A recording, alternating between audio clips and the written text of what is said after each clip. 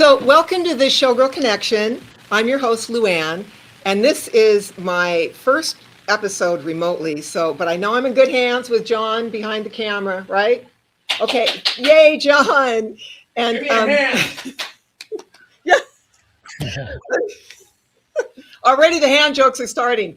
And the reason why the hand jokes are starting is because I saw Christopher Hart perform at the Lead Library's Silver Soiree, celebrating 25 years of magic in April.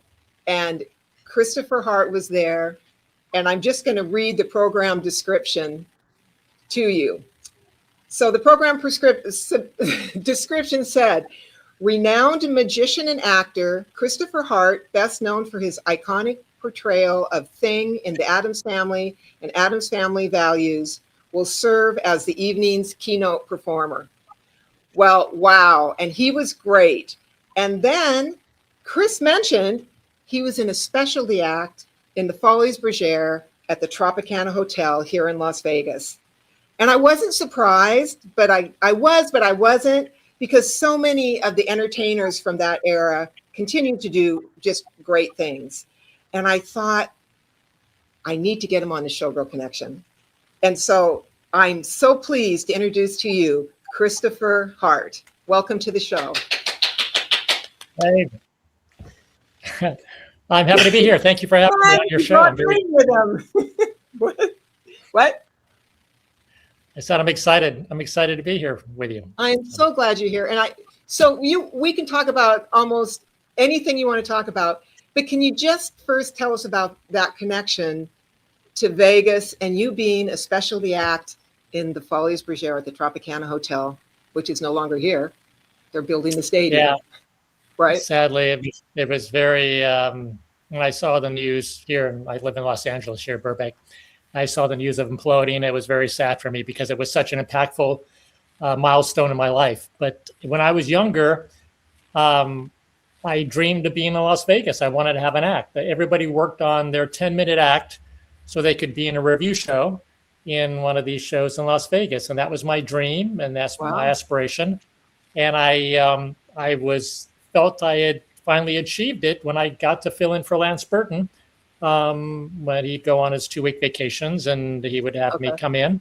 And that was one of the high points of my life, was to work in that Farley show with them announcing me. And it was a great, great time. So I have great memories of that. Did you grow up in Burbank? Because I know you're live from Burbank, but did you grow up in Southern California? No, I was born in Canada, but my father moved down when I was 2 years old. So I grew up in LA and permanent resident. And ironically, they changed the, I'm permanent resident, and the only thing I can't do is vote or become president. But so I didn't really care. But now things were getting a little funky. And so I had to renew my 10-year green card. They make you renew it every 10 years to update it for Homeland Security. Anyway, cut a long story short, instead of renewing it, I decided to become a citizen. So literally next week, on the 16th, I'm going to swear in and become a U.S. citizen. So. Oh, congratulations. After how many years? 60 years. Yeah. So, but I thought I was going to have to give up my Canadian status, and I don't. That was one reason I was delaying it, and Canada accepts me as a citizen. So everything's good. So I'm excited to do that. But yes, I grew up in LA most of my life. Yeah. So how long did you perform at the Tropicana? How long were you there? Short runs. I would usually just fill in for a couple weeks at a time. And then when Lance left, they had another friend of mine who was a Vegas resident, Connie Boyd, who was an amazing female magician. She started as a dancer and then got into magic. She worked with a close friend of mine, Don Wayne, who was David Copperfield's magic consultant. So she was great. So when Lance left to go do his own show at the Hacienda, they needed a replacement permanently, and I was housed in LA. And they didn't ask me to be it permanently, but she lived there. She was the perfect choice, and she did a great job. But yes, I went to Vegas for the first time when I was 20 years old, working for David Copperfield. when he co-headlined at the Hilton Hotel, which is I think now the Westgate, and he was working there with Bill Cosby. And then I went back and at the MGM and working with him and Crystal Gale and Natalie Cole at Caesar's Palace. So that was my first dip into Las Vegas at that time. I mean, those are some heavy hitters that you worked with. Yeah, well, and it was the first time that I went. Well, it's connected. I say the reason it's connected, it got me to Vegas for the first time, but I was working with a friend of mine that knew Marvin Roy, who was a specialty act at the time in the Tropicana Folly show. He was known as Mr. Electric. He would pull light bulbs from his mouth and produce lit light bulbs. Now, nowadays with technology, making a light bulb appear in your hand is not a big deal. But if you go back pre-internet, pre all that technology, he was way ahead of its time, and he would produce fully lit light bulbs. But he worked all over Europe in cabarets. Crazy Horse, all over Europe. And anyway, so he was working at the Tropicana. And so me and my friend, when I was there with Copperfield, we were there a week early to set up the show and rehearse. So I went over with him and that was the first time I saw the Folly show. And it was fantastic. Live band, live orchestration at the time. It's great. Yeah. So what was your act? Well, my act, back in the day, everyone strove, if you wanted to be in a review show, you had to have this 10-minute act, which meant you had to, because usually the act spot was a juggler or a comedian or a magician. You would come out and do 10 minutes while the showgirls change into a new set changes and costume changes. So you'd be out front in front of the curtain, and you had to leave the stage clean. You had to be very precise because the casinos are very strict about that, because anytime you were over, they were losing money basically it was to get people out to the gambling again, and that's where they made their money. Right. So it was very, very strict. And so my idols were Norm Nielsen, who did an amazing act with the violin. He worked for years at the Crazy Horse in Paris. Johnny Thompson worked in Vegas. He was known as the Great Thompsonia comedy act. He acted a Polish magician. So everything kind of went wrong, but he was a brilliant magician. And Lance was inspired by him and learned a lot from Johnny Thompson, because he was a phenomenal dove worker, producing birds from handkerchiefs. Right. But those were a couple of my role models to learn. And Marvin Roy, Mr. Electric, I learned from them. So I built my act around that desire to be in a review show. Very cool. So then, is there a lot in between? Well, I was looking at your resume, and were you on a Johnny Carson show? I mean, were you interviewed with him? Did you interview with him? I wasn't on the Johnny. Yeah, my resume says Johnny Carson. I went when I was my parents. I grew up in Inglewood, California, but my father had a new job opportunity, so they were moving to Seattle, and also to be closer to their parents, my grandparents. But I was 19. I didn't want to go to Seattle. I had all my friends here. So I moved out on my own, and I moved to Hollywood, and I got a full-time job at Hollywood Magic Shop on Hollywood Boulevard. It was right next to Fredericks of Hollywood. And I worked there 6 days a week because they didn't pay much to pay my rent. And a lot of celebrities would come in. There's an amazing amount of celebrities that love magic. Michael Jackson would come in to buy some magic. Johnny Carson, who started as a magician. He did? He loved that. Yeah, he's got he's very, very talented magic background. Muhammad Ali, great, one of the greatest boxers of all time.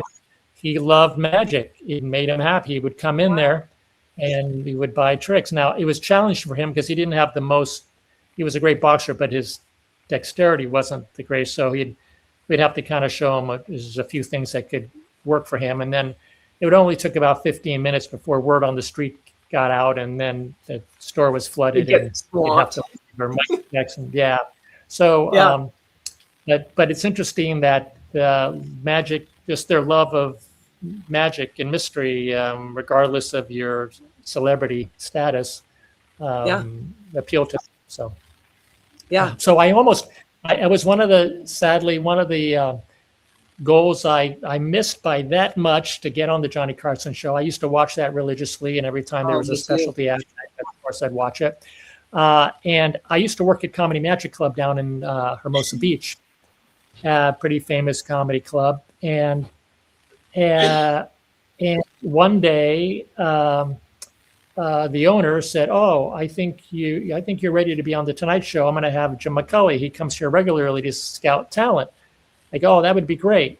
So I actually got a call about the show, and I was on tour doing a press junket for Addams Family at the time. So I Okay. couldn't go down to perform live for him, and that was the night Jim McCulley was there. And so I missed that opportunity. And sadly, soon after that, Johnny retired. And the capper of all this, that's kind of frustrating, but also rewarding, is that I was working Comedy Magic Club after Johnny Carson retired. And ironically, Jim McCulley was there, again, just maybe hang out to see acts or was looking for comedy maybe for another show. And I met him and he said, "Oh, your act was great. Johnny would have loved it."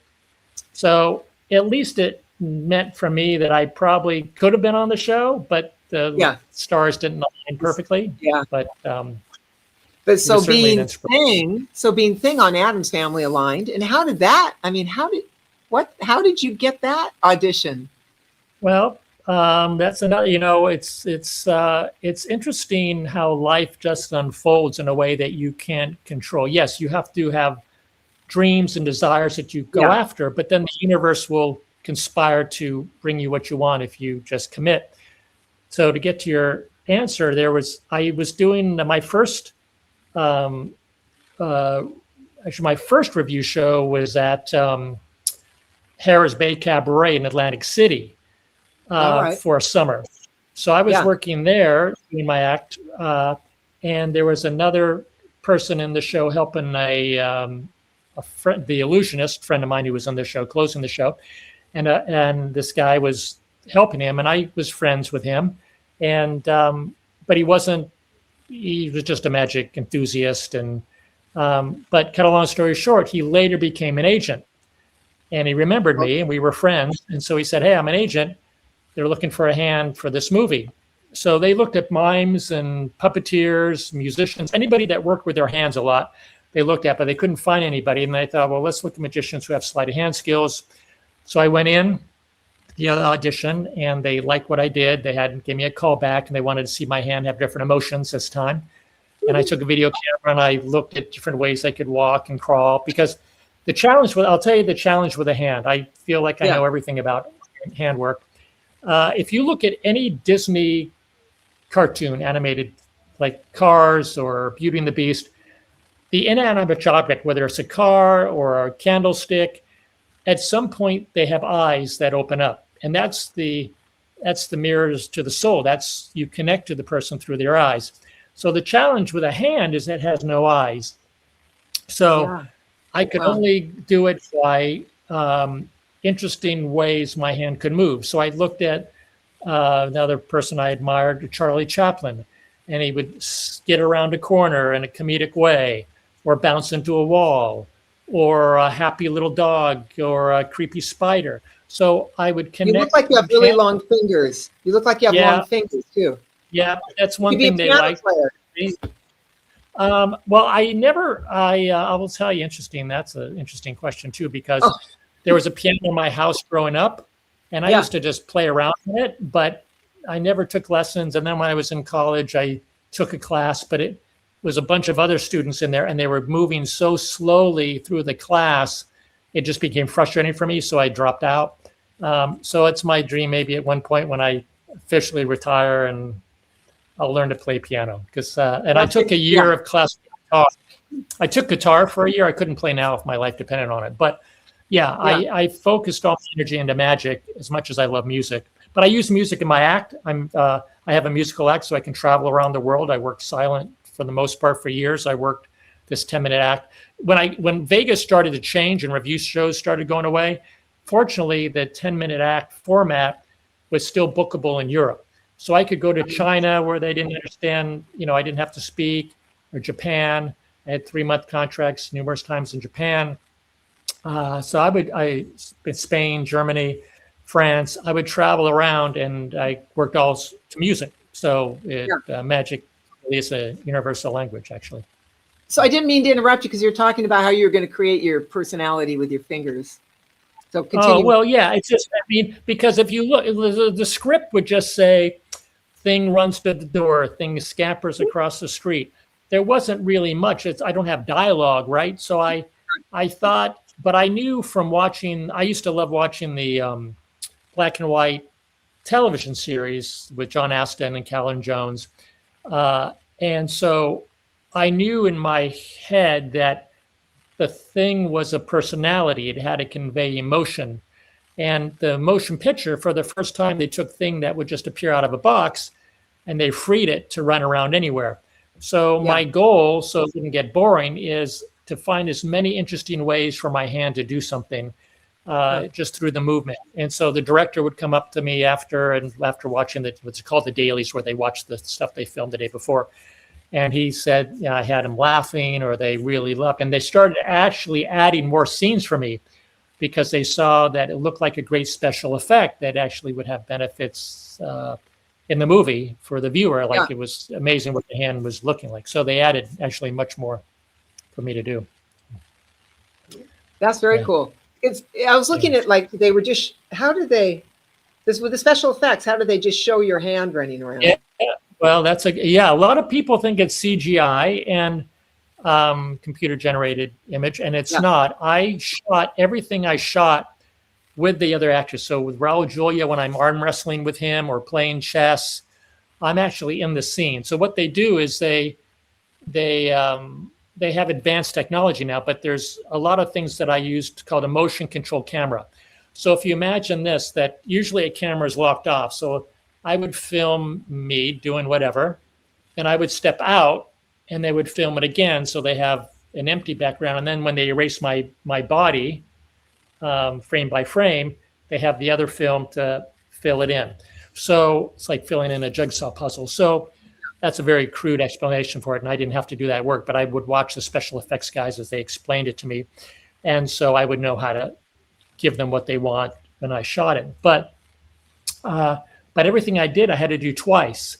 So I'd have to shoot the scene, and then I'd have to step out and they'd shoot it again without me. And they'd have what they call a motion control camera that would track me running down the hallway, and I would step out and the camera would track again. But if there was any jitter of the camera, then the shot was no good. We'd have to do it all over again. So it took me 4 months of filming to film that movie. It also took me 2 hours of makeup every day, because what they do, I'd shave my hand of the hair and they'd pry a little prosthetic stump. And the person that did my makeup he's sadly passed away now, but he was a brilliant makeup artist. He was Arnold Schwarzenegger's personal makeup artist. Oh, wow. And so if you imagine that they glue this rubber stump on and they have to blend in the edge so it looks smooth. And then if you really look at your hand, it's not just one flesh tone. There's veins and stippled color. So he was a true master artist and stipple in all this color so the rubber stump would blend in, the whole hand would look normal again.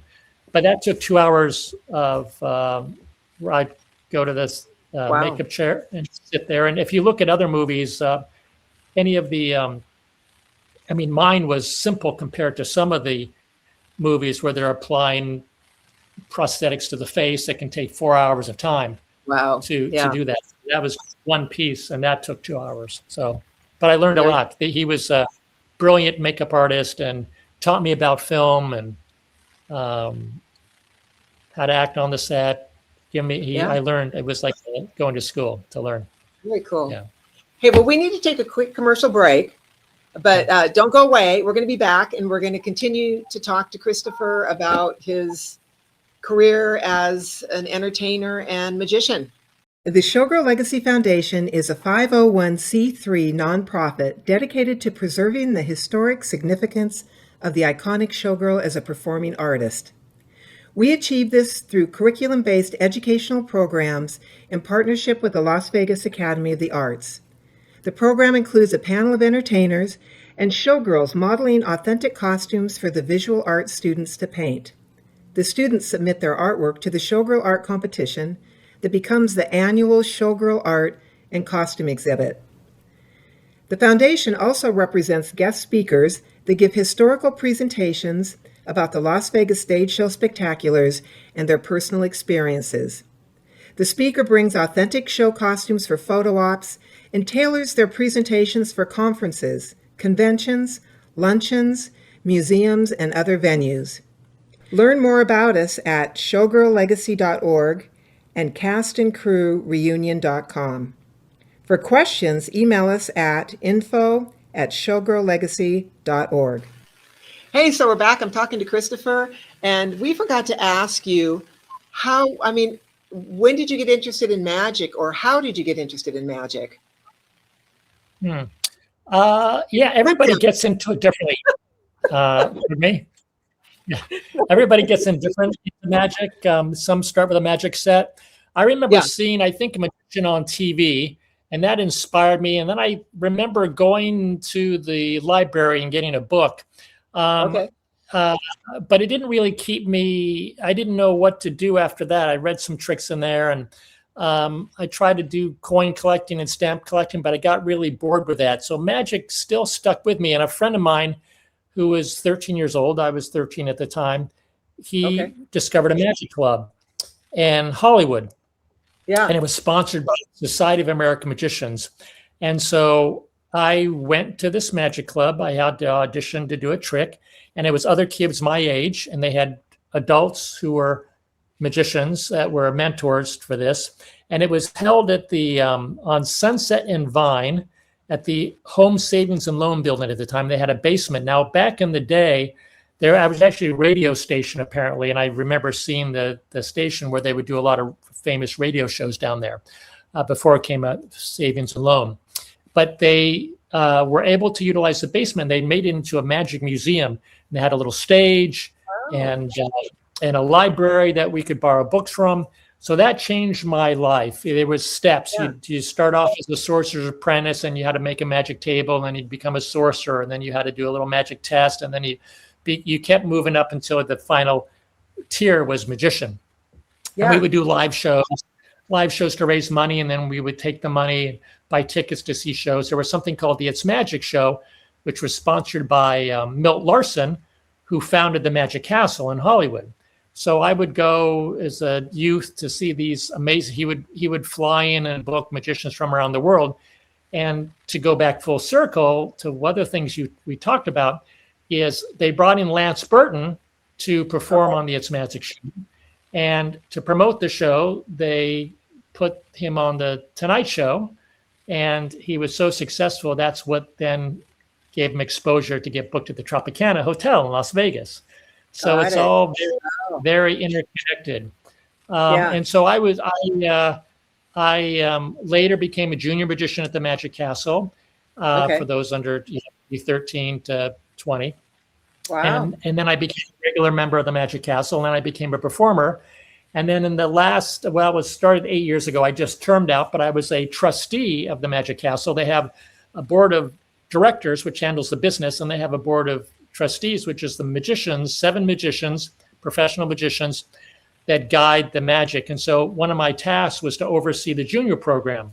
So it gave me great pleasure to give back to an organization that essentially helped me to become a magician. Yeah. And then I can now give back. And so So what did your parents think? Did they think that you could make a living as a magician? Or did you think you could make a living as a magician? Well, that's a good question, because I will say this. I loved film and television. I used to love watching all these old black and white movies as a kid, and that's entertainment. Anything around Hollywood, I was just captivated by. And I would have gone to college and taken film and television, but I had no money, and my father said he couldn't afford to send me to college. So then they soon moved out after that. So I moved to Hollywood, worked at the magic shop. So sort of out of necessity, I put an act together. And in my heart, I think I desired to become a magician, but I didn't think I could do it. I didn't think it was possible. Yeah. So my parents were gone. I was living, you're on your own at a magic shop. I'm on my own. So I had friends, magic friends. And so I started to go to the Magic Castle and watch acts every single week. These great acts. And so it inspired me. and I met amazing people at the magic shop. That's where I met David Copperfield. Was at a lecture at the Magic Castle, and then he used to come into the magic shop to buy magic for his special. So I became friends with him. So it's all amazing how it's all connected. But yeah, no, I didn't think I just sort of out of necessity, and it fortunately paid off. And I worked for Copperfield, and when he was going to go on tour the first time, he said to me, called me up and said, "Do you want to go on tour? Or we're going to go on tour. Do you want to work for me?" And I said, well, give me a day to think about it. And it was really, I had to do some soul searching, because it's great working for David Copperfield. He was at the prime beginning of his career, super successful. But I had to say, if I worked for him, it wouldn't be a bad life, but I wouldn't work on my stuff. So I turned him down, and now I went from working Caesar's Palace in Las Vegas to now working in a little comedy club, trying to get my act off the ground. But David used to do a show called Project Magic, which was a fundraiser to raise money for physical therapy for those in the hospital through magic. So he would raise money. He would perform at the Magic Castle with celebrity event, and he asked me to open for him. So I thought, oh, that was really nice that he respected now my act enough to have me open for him.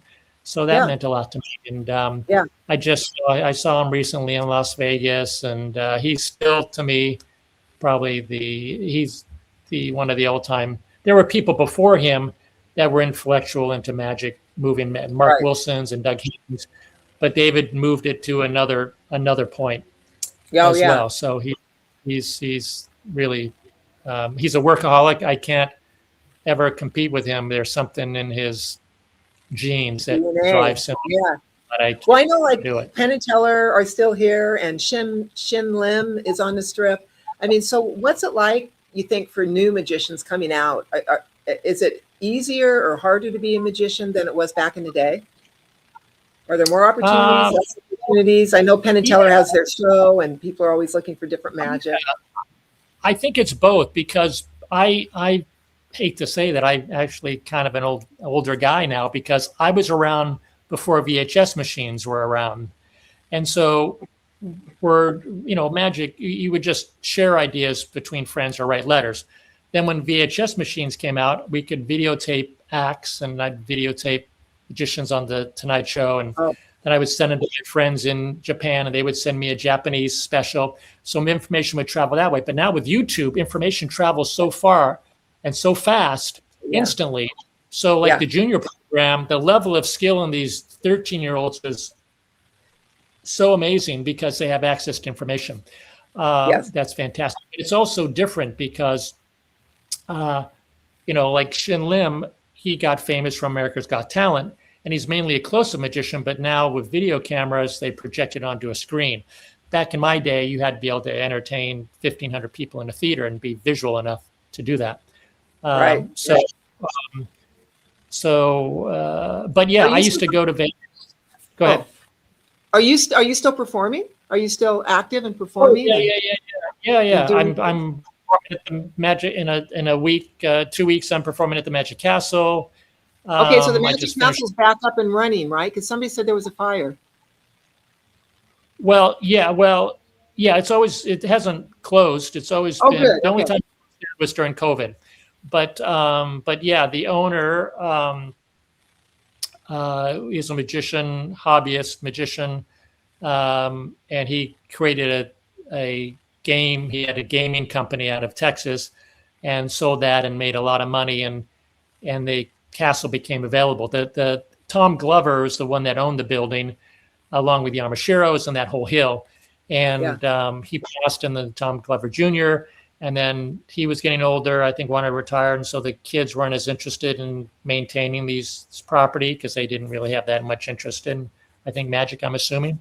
So they put the building up for sale, and Randy Pitchford, who bought it, he got married at the Magic Castle, was always inspired. And so his dream is to just only make it better than it ever was before, because it's a 1908 building. It's fallen apart. So you need somebody with a lot deep pockets to fix it. So he's slowly, it's going to cost him a lot of money, but he loves magic and he wants to preserve this historic place, and so they're redoing the kitchen and they're redoing everything. So it's going to take time, but it's in good hands. It's somebody that loves magic and the future. So that's amazing. So your whole career, your whole life, you've made a living as a magician from when you started when you were 19 years old.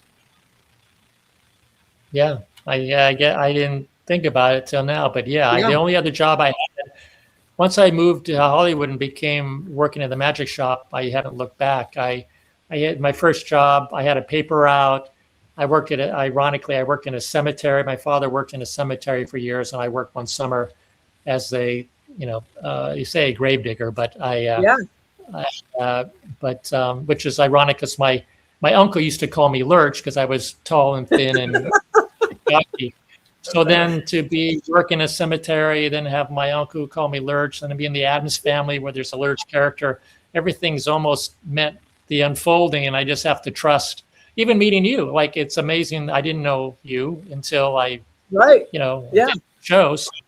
Life is if you just trust that you're gonna be at the right place at the right time and meet the right people. And thank you for coming on. I was just so excited. I was so excited when you said you'd been, one of the specialty acts at the Tropicana Folies Bergère. I love those Showgirl connections, and I love Las Vegas entertainment history, and it's the dedication and commitment that it took all of us to be professional performers on the Strip in Las Vegas. Follow through in any careers that I've seen any of us, transition into, or that you've been able to stay in your career for a long, your whole career is just really, really fabulous. And I want to know who that guy is behind you over your shoulder and what that means. Why did you pick that poster of the guy behind you? Interesting. Well, he's got a. Well, that's another. He's got a. His name is Alexander, the man who knows. He would do mind reading, but he also has a very sordid past. But he is known, and this is an original lithograph, stone lithograph. And a friend of mine, Mike Caveney, is a magic historian, and he's got probably one of the largest collection of stone lithograph posters. So very cool. But there's so many years. You have pictures of magicians, and I have Showgirl costumes. Okay. Yeah, so I go ahead. Yes, tell me about that, because I used to go to you. Does this look familiar to you? Because this was one of the Folies Bergère Showgirl acts. Okay, it does look familiar. I used to go see my friend Joseph Gabriel, who was in City Lights. Yes. That was another classic. That was a great ice skating show. But yes, that was what I always remember. That was so glamorous and so exciting. All the girls coming down this big set of stairs, and then the company bow at the end. And the lead singer at the time I was there was a girl named Teresa Gassman, who, and ironically, she used to sing a song in the show, Am I Blue? And I used to do a tour music sheet to that song, and I had to change the song because they sang into the show. But that was always my favorite part, was the so glamorous and visually stunning girls coming down this set of stairs. So. Right? I mean, and the Showgirl is still the icon of Las Vegas, and Jubilee closed in 2016. There's no shows left, and everybody still loves that Showgirl and those costumes. And it's interesting. Yeah. I don't know if you've seen the show, but it looks like she does a homage to old Vegas, is Dita Von Teese, who's her show. And I've only seen photographs, but it looks like she does a little bit, maybe not to the same degree as the classic. I don't know if they'll ever come back. We had talked the other day on the phone, and you had mentioned Jerry Jackson, who was the producer of that show. And then I was reading the Cassandra Peterson, who plays Elvira, book, and she mentions Jerry Jackson in that book, because she was in early days of Vegas as a dancer. So there's so many interesting connections with you as a dancer, showgirl, and magician. So it's all jugglers. It's all one connected family. Yeah, it really is. And there were back in the day, we were like the Cirque shows. We were, there was a showgirl show in every hotel on the Strip. Like we dominated the Strip for 5 decades, and it's just so fun. Oh, go ahead, Ann. Yeah, no, but you could probably speak more eloquently than I about this. There was a time when, whatever it was, 11 hotels, and they could all do great business because the tourism could support all of it. And now there's so many shows that the tourism can't. So, I don't even know what Vegas has become. Sadly, it's become sort of an uncontrolled monster. Now it becomes, I don't know what it is anymore. But maybe it's like everything in life. It's evolving to something. I feel like Vegas feels like it keeps having to recreate itself so people will come back. And now we're becoming like the entertainment and sports capital of the world with all the sports teams. So it's interesting. Yeah, and celebrity residencies, and there's that Sphere. And so, yeah, it's interesting. I don't go to Vegas. I used to work Vegas at least 3 or 4 times a year consistently. I'd open for Amazing Jonathan. Amazing Jonathan was working at the Golden Nugget, and I loved working for him. He was a good friend of mine, and he moved around, and I'd open for him occasionally. And I was at Caesar's Magical Empire for 7 months, World's Greatest Magic, that ended up being at the Greek Theater, which I think was Debbie Reynolds' old hotel that she worked out of. She had a hotel. Yeah. So, was it on Convention Center Drive?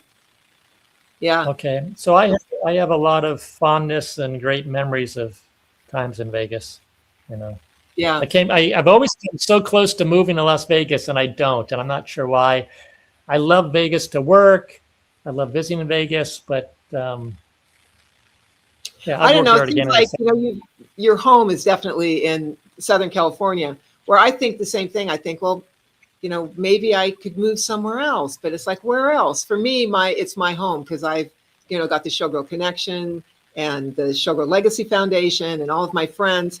Where your history with the Magic Castle and all the celebrities and being in, you're in the thick of it down there, and we're in the thick of it up here, and it's just, So I'm 12 minutes from the castle, and I was spending a lot of time there when I was at SC and Hollywood and things like that. So, but Vegas is only 4-hour drive. So when I need to go there, I go there. I was just there recently for the event that you saw, the charity fundraiser that I did. Yes.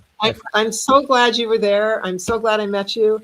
I'm so glad you came on. Is there anything else you want to talk about that I didn't ask you? Any questions? I think we covered anything that's remotely of interest to anybody. So yeah, thank you. Thank you for having me. Thank you for coming on. I mean, just that you were Thing, that's pretty cool. You wanted me to do a trick. Yes. I'll do a very quick. We're gonna close on this. It'll be a 15-second trick. People always want to know. No, well, that's all. It's very tight camera, but I thought since my hand is so famous, people want to know why they picked me. And my hand is a very talented actor, but he has another skill that people don't know about, and that's mind reading. I have the world's only mind reading hand, and I'm going to demonstrate that with you. Yes. Now, it's important. I'm sure your audience believes you, but this is the first time you're hearing about this. We have not spoken before for the show or any of that. Is that correct? No. We have not. Yes, that's correct. And you have not spoken to the hand. I have not met your hand. I saw your hand perform, but I have not met it. So I'm going to cover my hand with this handkerchief here. It's lead-based, so he can hear nothing, sees nothing. For the first time, I'd like you to shout out any number 1 through 5. Any number 1 through 5. 3. 3. And Thing is predicted.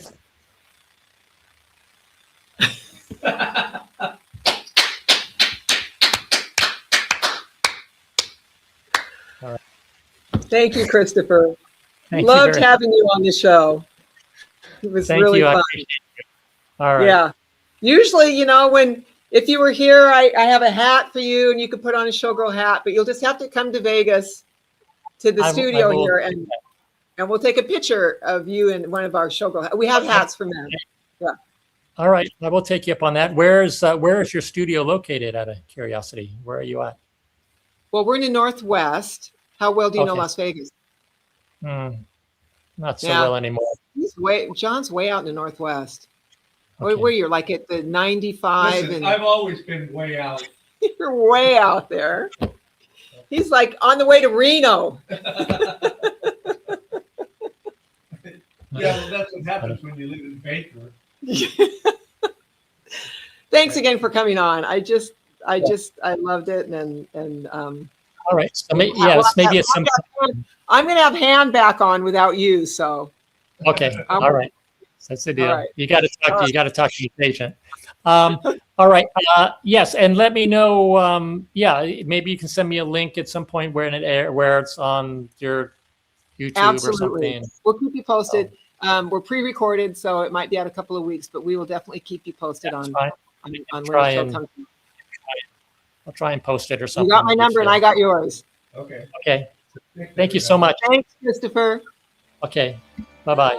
Bye. Thanks for coming to the Showgirl Connection, and we'll see you on the next Showgirl Connection. Okay. All right. Sing and die.